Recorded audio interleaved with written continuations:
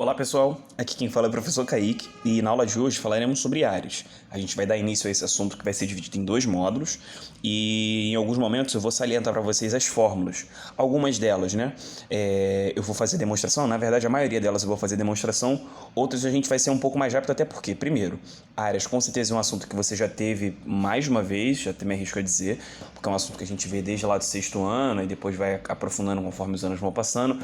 No ensino médio a gente novamente tem uma abordagem, geralmente ali no segundo ano do ensino médio, no terceiro ano, enfim, de novo, e se você está no pré-vestibular, somente no pré-vestibular, então você deve estar vendo aí pela terceira ou quarta vez essa ideia de áreas. Então vai ser muito mais anotações do que necessariamente coisas muito novas, mas ainda assim, talvez uma coisa ou outra seja nova, né, como eu disse, e ainda assim, né, vou falar ainda assim duas vezes, eu acho que é um assunto muito, mas muito importante mesmo quando a gente pensa na prova do Enem, por exemplo. Não que na UERJ não seja, mas vamos falar primeiro do Enem. Cara, pensando das 45 questões, a gente já tem um dado que com certeza tem mas mais questões de matemática 1 do que 2. Questões ali que envolvem multiplicações, né? Enfim, a parte elementar, né? Das operações elementares e até algumas outras coisas que desdobram a partir daí. Você tem mais questões de matemática 1 do que 2. Mas o que eu quero dizer é que na parte de geometria plana, muitas são as questões que envolvem áreas. E áreas, a gente vai poder ter uma questão, por exemplo, em que o eixo principal dela seja, de fato, calcular áreas, mas pode ser que uma questão, além de trabalhar com áreas, trabalhe com outras coisas. Então você tem a incidência do assunto áreas, né? Talvez de uma maneira direta e indireta aparecendo pra gente no vestibular do Enem, na prova do Enem, no exame do Enem. Quando a gente fala de UERJ, com certeza também é um assunto importante, só que talvez as pessoas não deem tanta importância justamente porque tem muito menos questões do que a prova do Enem, mas ainda assim, pensando que cada uma vale um ponto, é um assunto que vale a pena a gente estar ligado, né? E tem até coisas, assim, pontuais desse assunto que a UERJ gosta bastante, como, por exemplo, triângulos equiláteros. A gente vai ver como calcular a área hoje, por exemplo. E não que os outros não caiam, mas assim, triângulos equiláteros é uma coisa que com certeza é cara da UERJ. Ela trabalha muito com aqueles hexágonos regulares, e esses estão ligados, né, que quando a gente divide o hexágono regular pelas diagonais, que passam pelo centro, divide em triângulos equiláteros. Então, enfim, por isso que acaba a UERJ gostando. Sendo um padrão da prova da UERJ. Então vamos lá? Vamos organizar isso? Vamos começar? Então se prepara aí. Não vou começar escrevendo, então você pode ir escutando, né? Que é, por exemplo, cara, quando a gente fala de áreas, na verdade, a gente vai estar fazendo um processo de comparação, tá? Sempre que eu começo, melhor dizendo, o assunto áreas, eu falo sobre isso. É porque, assim, geralmente a galera fala só das fórmulas, e eu, por exemplo, fui ver já a ideia, né, de que é uma comparação já bem mais velho do que eu julgo necessário. Do julgo ideal. Porque é o seguinte, a área, como é que eu posso afirmar que a área do retângulo é base vezes altura, né? Por que isso acontece? A gente tem que ir em coisas antes, né? Talvez tenha que beber da fonte do seguinte: sempre que a gente quiser determinar qualquer tipo de área, a gente vai estar comparando com um quadrado, tá? Então a gente vai estar sempre comparando com um quadrado de lado 1, uma unidade de comprimento. Kaique, qual unidade? Qualquer uma delas que você conheça, uma unidade qualquer de comprimento. Isso pensando numa coisa unidimensional, né, só no lado, ou se você pensar na área, quando você estiver comparando áreas, né, seja de retângulo, paralelogramo, triângulo e por ali vai, sempre você vai estar comparando com um quadrado de área, uma unidade de área, beleza? Então, por exemplo, e aí então eu estou falando que esse quadradinho tem lado 1 e a sua área é 1, beleza? Tá. E aí quando a gente fala, por exemplo, da área do retângulo, digamos, deixa eu pegar até um rascunho. Pois bem, peguei aqui. Se a gente tem um retângulo ali de lados 5 e 3, por exemplo, independente da unidade, qual é a área desse retângulo? Chamar de SR. Bom, uma possibilidade que a gente tem, a partir desse processo que é bem inicial, né, e elementar, a gente poderia dividir essa base em 5 pedaços iguais, tudo bem? 1, 2, 3, 4, 5. Ou seja, 5 pedaços iguais a 1, justamente comparando com 1. E aqui a gente vai conseguir dividir isso em 3, né? Seriam 3 pedaços. Então, se a gente faz esse processo, vê se você consegue me entender. É porque não vai ficar meu desenho perfeitinho. Mas se eu fizesse esse processo, e aí claro, né? Vamos forçar a barra de que cada quadriláterozinho desse é um quadrado. A gente teria então 3, 6, 9, 12, 15. E aí, como esse retângulo eu consegui dividir em 15 quadradinhos iguais a esse, então significa que a área desse retângulo vale 15 unidades de área. Ou seja, porque tem 15 quadrados desse, iguais a esse, semelhantes a esse, congruentes a esse, aqui dentro. Beleza? Tá. E aí acaba que esse 15, ele acaba coincidindo também com a multiplicação da base pela altura, né? 15 é justamente a multiplicação de 5 por 3. Então, sei lá, tem até um episódio do Porta dos Fundos muito engraçado, não sei se vocês acompanham, mas o Fábio Porchat tá atuando, ele tá fazendo o papel de um cara que esqueceu o celular em casa, que esqueceu o Facebook aberto em casa. Sendo que depois, no final, vai ver que a companheira dele confundiu o YouTube com o Facebook, mas ele no trabalho ele fica desesperado, é um vídeo mais antigo, assim, do ápice do Facebook, e aí eles querem abordar isso, né, dessa questão de deixar o Facebook aberto, o companheiro olhar ou não, e aí ele começa correndo, assim, aí ele não desfaz a ligação com a companheira dele. E aí, em dado momento, para ele enrolar essa companheira dele, ele fala o seguinte: então quantos azulejos tem na parede da cozinha? Aí ela, porra, do nada essa pergunta? Aí ele, me fala e tal. E nisso ele tá voltando pra casa. E aí ela fala, tem, sei lá, eu não lembro agora o número, mas tipo, tem, não sei, 200. Aí ele fala, como assim 200? Você já contou? Tem que contar um por um. Aí ela, se tem aí 200, por exemplo, é justamente você ter, digamos, tem 100 na...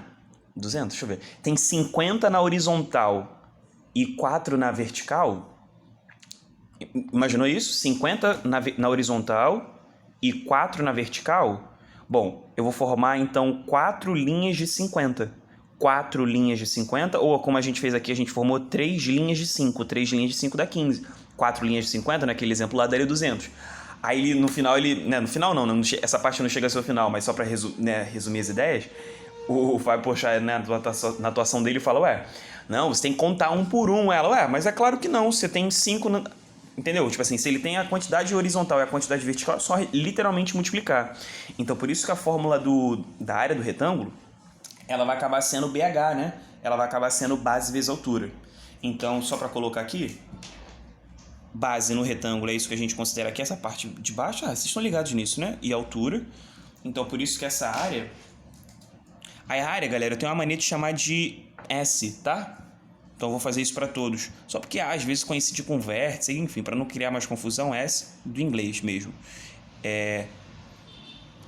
A área do retângulo vai ser então equivalente à base vezes altura. Beleza, gente? Primeira formuleta aí. E essa formuleta, ela vai ajudar a gente também no raciocínio da fórmula, sabe de quem? Do paralelogramo. Tu me ajuda? Se liga. O paralelogramo, por exemplo, essa figura, né, que tem lados opostos paralelos, beleza? E aí, para a gente determinar a área desse paralelogramo, eu vou usar a ideia do retângulo. Deixa eu só colocar umas medidas aqui. Então, eu vou considerar esse paralelogramo desse lado aqui, B, e de altura H, que eu marquei aqui fora. Beleza? Lembrando que os lados opostos são paralelos e iguais, né? Então, aqui embaixo vale B também, assim como se isso aqui valesse L, por exemplo. Isso aqui também vale L, tá? É porque eu não vou trabalhar tanto assim com esse triângulo. Como é que eu vou trabalhar isso aqui? Galera, eu marquei a altura aqui fora justamente porque, enfim, isso aqui, esse pedaço L, ele não pode ser considerado altura justamente porque tem um ângulo aqui, né? Esse ângulo não é de 90, então o segmento não é altura. Esse ângulo aqui, ó, um ângulo θ qualquer, justamente por ser inclinado, a ideia de paralelogramo, a gente não pode considerar ele como altura. Então, a altura, de fato, do paralelogramo ou tá aqui fora, ou tá aqui dentro, ó. Você pode também traçar a partir do vértice e fazer segmento para dentro. E aí, formando 90 graus, é a altura, tá? Aí eu queria chamar sua atenção pelo seguinte. A gente já tá ligado que, por exemplo, isso a gente já viu, né? Não vou querer falar nada novo. A gente já tá ligado que, por exemplo, a soma dos ângulos do mesmo lado são sempre suplementares. Não sei se você lembra disso, tá? Então, por exemplo, se aqui fosse 30... se aqui fosse 30, aqui com certeza seria 150. É só você também pensar assim, né? Que esse 90 também estaria aqui. Se aqui fosse 30, 30 com 90 daria 120, aqui faltaria 60. 60 mais 90, 150. Então, sempre esses ângulos do mesmo lado são somados, são 180. Ou, você também pode pensar no seguinte, que esses ângulos opostos eles vão acabar sendo iguais. Tudo bem? E aí, onde eu quero chegar com todas essas informações? Olha esse triângulo que nós temos aqui no cantinho, determinado pela altura. A altura, aí aqui tem uma base qualquer, e tem uma hipotenusa. Por que eu sei que é hipotenusa? Porque aqui tem um ângulo de 90. E aí tem outro ângulo θ aqui. Galera, eu não sei se vocês conseguem perceber, mas se você, enfim, olhar que isso é paralelo, né? Lembrar que isso é paralelo com isso, vê se você concorda que esse ângulo aqui também seria θ. E aí eu tô querendo chegar no seguinte, já vou te confessar. Cara, pra gente determinar a área de um paralelogramo, a gente poderia fazer uma espécie de movimentação com essa figura. Porque, a princípio, quando ela tá assim, isso aqui é um paralelogramo e não é um retângulo de lado, pelo amor de Deus, tá? Paralelogramo é paralelogramo e retângulo é retângulo. Porém, pensando em área, a gente pode fazer uma pequena adaptação. Porque, olha só, se você tampar essa figura aqui, da altura até a altura, isso aqui a gente acabou de formar um retângulo, não é isso?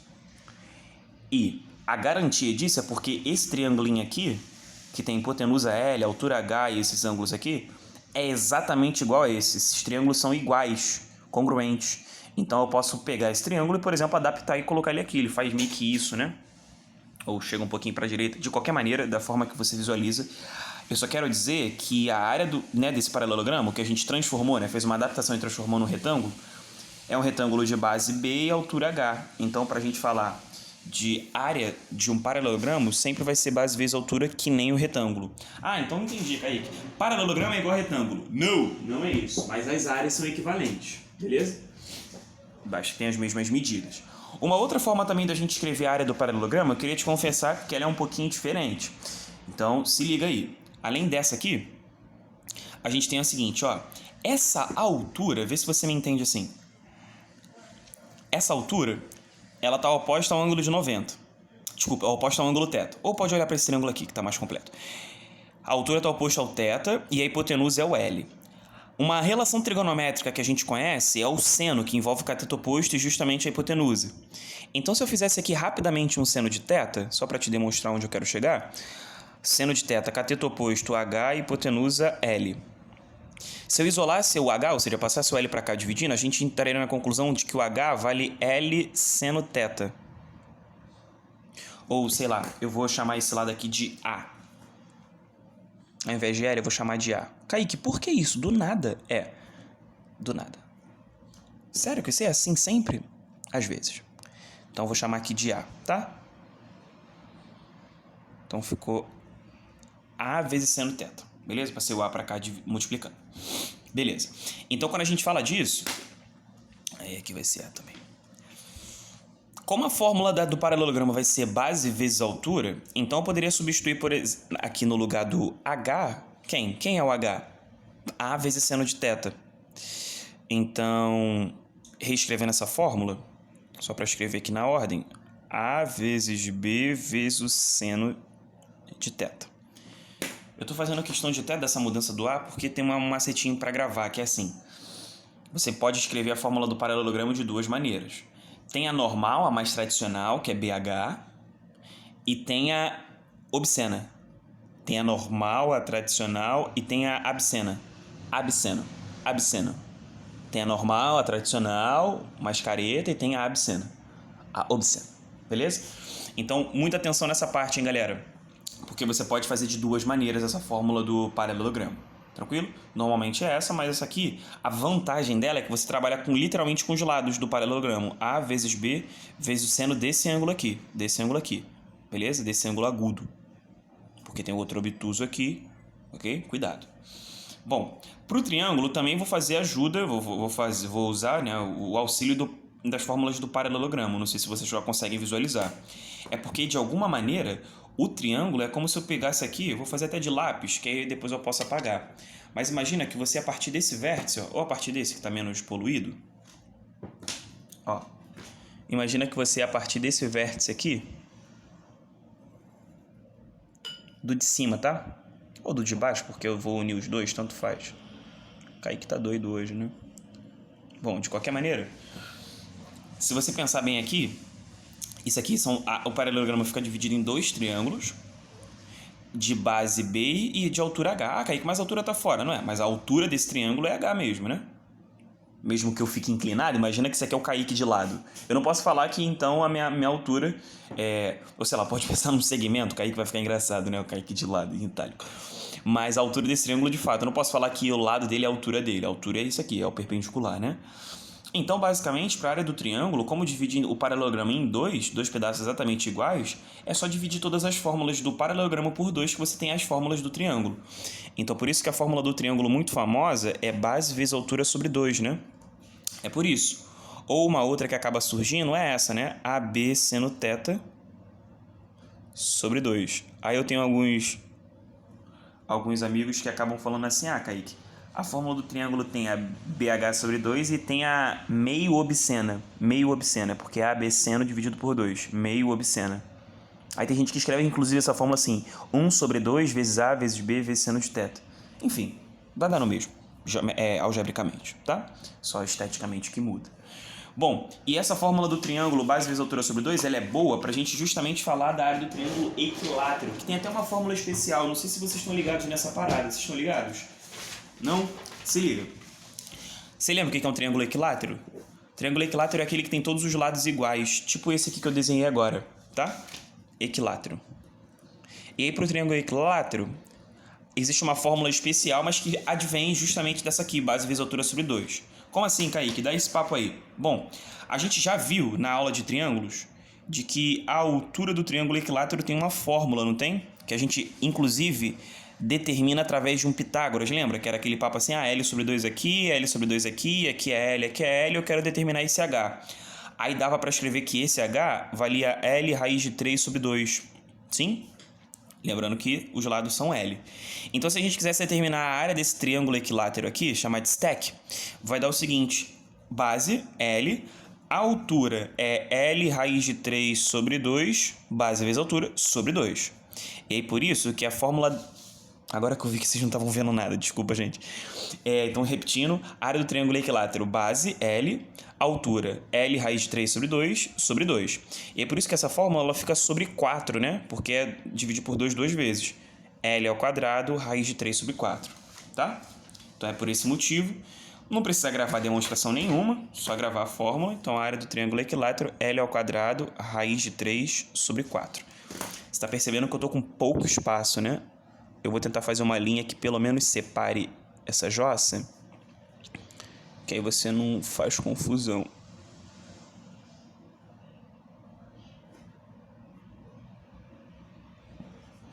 Beleza? Tudo bem, gente? Valeu pela paciência. Cara, existe uma outra que é essa assim. Cara, me ajudou algumas vezes bem pontuais, assim. Algumas poucas vezes e de maneira bem pontual. Mas, como eu sei que tem uma galera também específica, um pessoal que gosta de saber das coisas, né? Eu sou essa pessoa também. Então, existe uma outra que é o Teorema de Herão. Herão da Alexandria. Esse cara é muito antigo, tá? E aí ele conseguiu uma relação de área de triângulo justamente envolvendo os seus lados, né? E aí envolvendo também o semiperímetro. Bom, eu vou colocar a fórmula, essa eu não vou demonstrar não, tô com preguiça. Mentira, tô zoando. É porque a demonstração dela é grande. Se eu não me engano tem na apostila também. Esse P, gente, ele vai indicar pra gente o semiperímetro, ou seja, o perímetro dividido por 2. E aí a fórmula fica semiperímetro vezes semiperímetro menos um dos lados, vezes semiperímetro menos outro lado, vezes semiperímetro menos o terceiro lado. Esse produtório de 4 parcelas, de 4 fatores, 1, 2, 3, 4, o resultado dentro da raiz, aí o resultado dessa raiz é a área, tá? Semiperímetro. É o perímetro dividido por 2. É porque perímetro geralmente a gente indica por 2P, né? Então semi seria só P. Uma última que eu tenho para dar para vocês é o triângulo circunscritível. Essa eu vou fazer uma demonstração. Circunscritível, só para lembrar, né? Tá fora, lembra? In, dentro, circun, fora. Então, o triângulo circunscritível é o triângulo que está circunscrevendo, que está fora. Beleza? Tá. Quando a gente fala de os triângulos circunscritíveis, acabam que os seus lados são retas tangentes em relação à circunferência, né? Que está inscrita. Beleza? Só tangencia aqui nesses pontos. E eu queria chamar a sua atenção de uma coisa.